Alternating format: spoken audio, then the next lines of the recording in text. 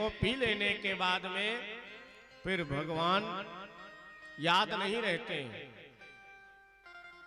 इसको पीने से भगवान चले जाते हैं, यानी भगवान को व्यक्ति भूल जाता है। और ये देवता लोग अमृत पी करके जब भगवान को भूल जाते हैं, भगवान की कथा नहीं सुने महाराज, तब भगवान ने ऐसी माया रची कि दुष्ट दुर्दांत दानव उत्पन्न हुए। और जब कान गरम किया राक्षसों ने देवताओं का, तब महाराज मारे मारे जो है फिरने लगे और फिर भगवान की स्तुति करते हैं कि प्रभु आप आकर के हमारी आप रक्षा करें। ये तो अमृत देवताओं ने पी रखा था, लेकिन फिर भी स्वर्ग को खाली करना पड़ा। रावण आवत सुनो सकोहा, देवन तके मेरी गिर खोहा। देवताओं ने गिर खोहा में जाकर के आश्रय लिया। किसी ने पूछा भाई रावण सब जगह जा सकता था, तो क्यों गिर कंदरा में क्या नहीं जा सकता था? बोले जा तो सकता था, लेकिन जाता क्यों नहीं था? रावण को सिर झुकाना पसंद नहीं था। अब भाई गुफा आप लोग देखे होंगे, गुफा में जाने के लिए तो सिर झुकाना पड़ता है, झुक करके जाना पड़ता है, और रावण तो सिर झुका नहीं सकता था। इसलिए देवता लोग अपने आप को गिरि कंदरा में सुरक्षित मान करके और उसी को अपना आश्रय बनाते थे। तो ये अमृत की विशेषता है कि भगवान को ये अमृत भुला देती है। और ये कथा अमृत की विशेषता है महाराज, ये पग पग पर गोविंद की याद दिलाती रहती है, भगवान की स्मृति बनी रहती है, भगवान उस जीव के ऊपर प्रसन्न हो जाते हैं, कृपा होती है। अब आप विचार कर लो कि आपको क्या पीना है, कथा अमृत पीना है कि देवताओं के द्वारा लाए हुए अमृत को पीना है। राजा परीक्षित ने हाथ जोड़कर के कहा महाराज हमको तो कथा अमृत का रसपान कराइए, जिससे भगवान के चरणों में हमारा अनुराग हो जाए। धन्य है राजा परीक्षित जी महाराज, जो ऐसी विषम परिस्थिति है महाराज, 7 दिन में जिनकी मृत्यु होनी है, उनके सामने अमृत प्रस्तुत है, लेकिन अमृत का बहिष्कार कर दिया। अमृत का वर्णन नहीं करके कथा अमृत का वर्णन किया। बोले कथा किसके लिए है? जो अमृत के समान भी क्यों ना कोई वस्तु हो, कोई कितना जरूरी कार्य हो, उसको भी परित्याग जो कर दे, वो सच्चा श्रोता है श्रीमद् भागवत कथा का। भाई श्रीमद् भागवत कथा सुननी है, इसकी भी मानो सुखदेव मुनि ने परीक्षा ली।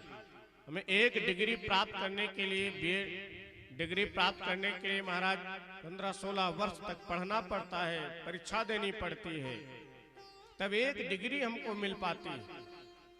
और श्रीमद् भागवत कथा सुधा का रसपान करने जा रहे हैं, इसकी भी तो परीक्षा होनी चाहिए कि उत्तम श्रोता है कि नहीं। राजा परीक्षित ने कहा महाराज ये अमृत पी लेंगे, मृत्यु नहीं होगी, हमारे सामने बाकी सब जाएंगे तो और बहुत ज्यादा कष्ट होगा। बोले कोई घर में जाता है, कोई अपना जाता है, कितना कष्ट होता है। अब जो अमृत पी लेगा वो नहीं मरेगा, बाकी उसके सामने उसकी पत्नी मरेगी, बच्चे मरेंगे महाराज, सब नाते पनाते सब जाएंगे, वो नहीं जाएगा तो और कितना कष्ट होगा। अन्य युगों में तो ठीक था, लेकिन कलयुग में अगर ऐसी स्थिति हो जाए तब तो महाराज डॉक्टर लोग आकर के खोपड़ी का ऑपरेशन कर देंगे कि कौन सा इसके अंदर ऐसा तत्व है जो ये नहीं मरता है, तो और दुर्दशा हो जाएगी। तो इसलिए अमृत का परित्याग करके कथा अमृत का वर्ण किया राजा परीक्षित ने। फटकार करके सुखदेव मुनि ने देवताओं को भगा दिया कि आप लोग व्यापारी बनकर के आए हो, अगर सच्चे श्रोता बनकर के आते तो मैं अवश्य आप लोग को भी कथा सुना देता, लेकिन एक कांच की मणि दे करके और दिव्य हीरे की मणि तुम लेना चाहते हो? क्वा सुधा क्वा कथा लोके क्वा काचा क्वा मणिर महान की तुलना तुम कैसे कर दिए? जाओ, मैं तुमको कथा नहीं सुना सकता हूं। महाराज देवताओं को फटकार करके भगा दिया। देवता लोग जा करके ब्रह्मा जी से निवेदन किया, महाराज ये कथा में, भागवत कथा में ऐसी क्या विशेषता है जो अमृत देने के बदले में भी हमें कथा अमृत प्राप्त नहीं हुई? हम देवता हो करके हमें ये दुर्लभ है। ब्रह्मा जी ने एक तराजू पर श्रीमद् भागवत को रखा, दूसरे तराजू पर महाराज अन्य कल्याणकारी साधन को रखा। श्रीमद् भागवत महापुराण की तुलना में अन्य साधन महाराज सब ऊपर चले गए, बहुत हल्के हो गए। तराजू का 2 पल्ला होता है तो जो हल्का होता है ऊपर चला जाता है, भारी वाला नीचे रहता है।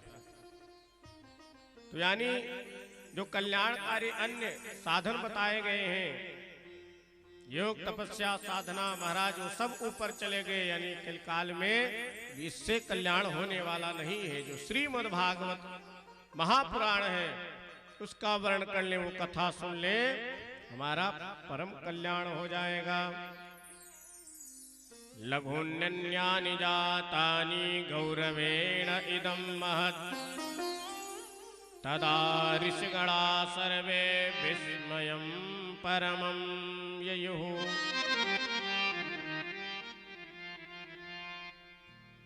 बड़ा विस्मय हुआ।